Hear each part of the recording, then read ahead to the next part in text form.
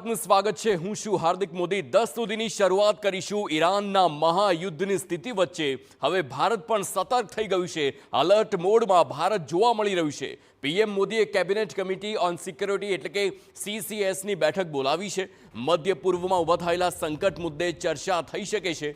વિવિધ દેશોમાં ફસાયેલા એ ભારતીયોની સુરક્ષા મુદ્દે પણ ચર્ચા થઈ શકે છે। સંરક્ષણ, વિદેશ અને ગૃહ મંત્રાલયના ઉચ્ચ અધિકારીઓ હાજર આ બેઠકમાં રહે તેવી હાલ શક્યતા છે।